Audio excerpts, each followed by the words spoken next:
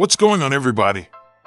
We've got a really interesting World Cup slate here, and this is the kind of day where the numbers matter just as much as the headlines. You've got a team that keeps producing goals, a team that is built to frustrate opponents, and another matchup that looks like it could stay tight for a long stretch.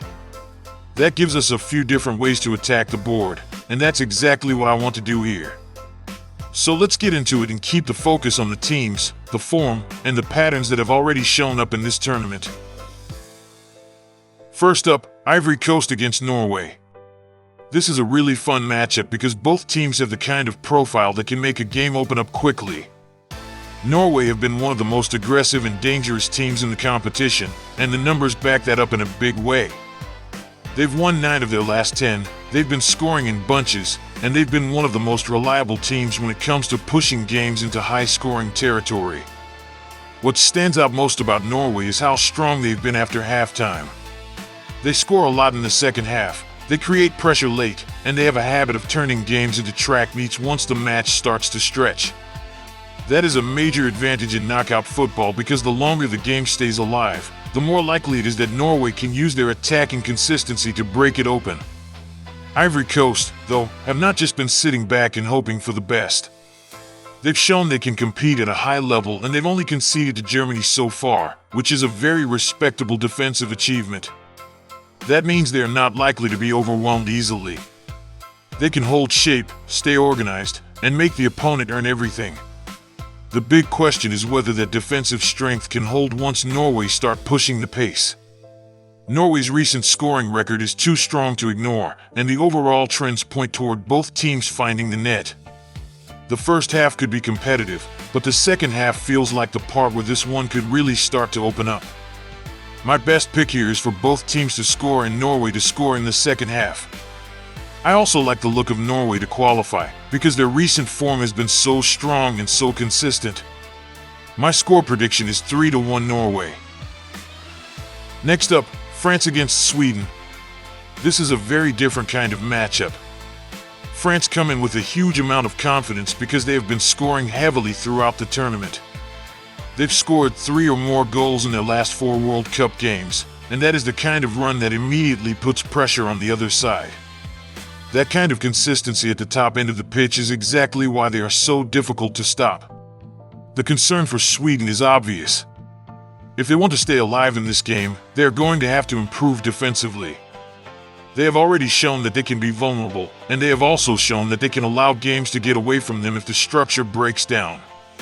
Against a team like France, that is a major problem. At the same time, Sweden are not a team that should be written off completely.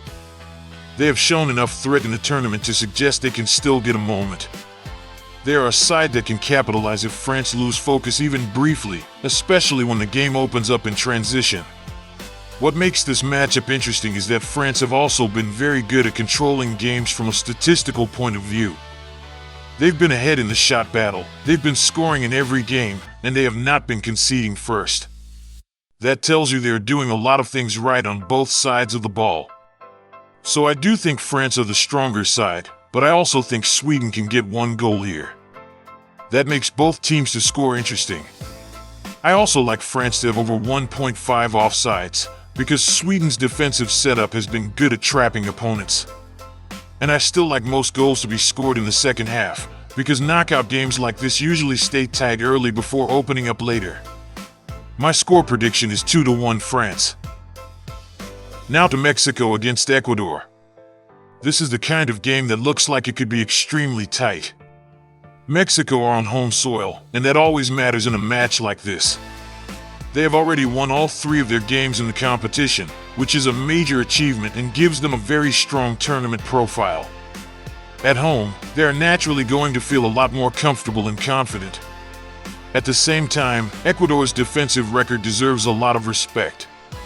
They have been one of the hardest teams to score against in the tournament, and that kind of profile always gives you a chance in knockout football.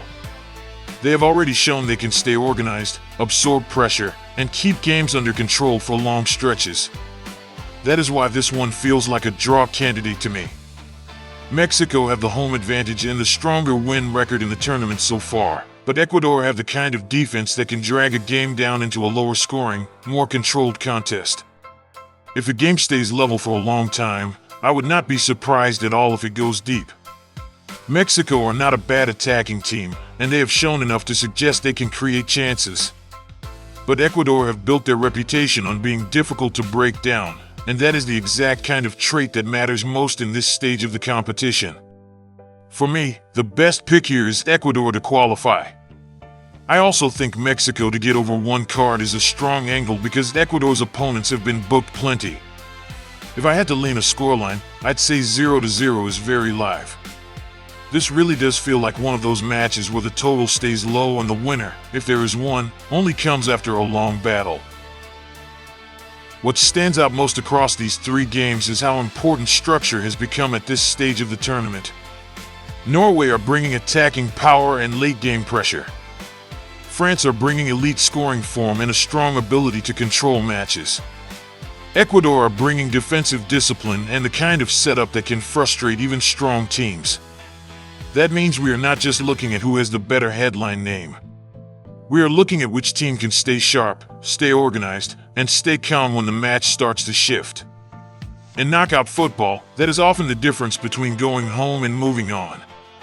The betting angles make sense because the matchups are not identical. Norway and Ivory Coast look like they can produce goals in second-half action. France and Sweden have the feel of a match where both teams can score and the game opens later. Mexico and Ecuador feels more like a low-scoring, tight, tactical battle where one goal could decide everything. That's why I like this slate.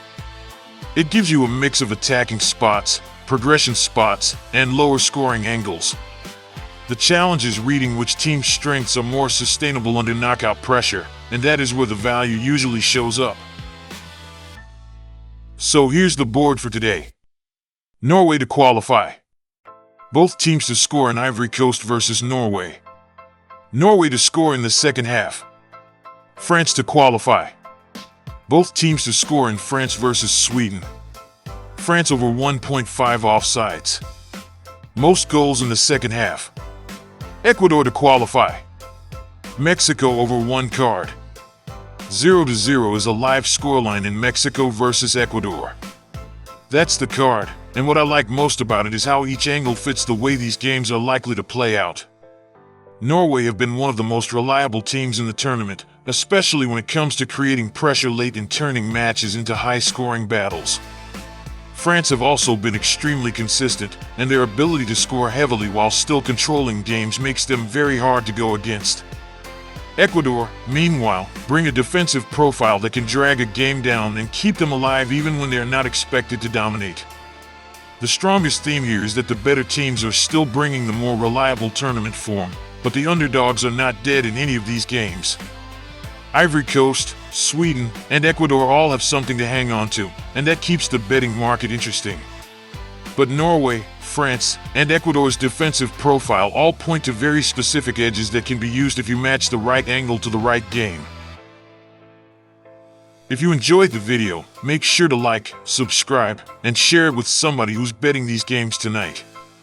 It really helps the channel grow, and it makes a huge difference in helping me keep these daily picks and breakdowns coming for you.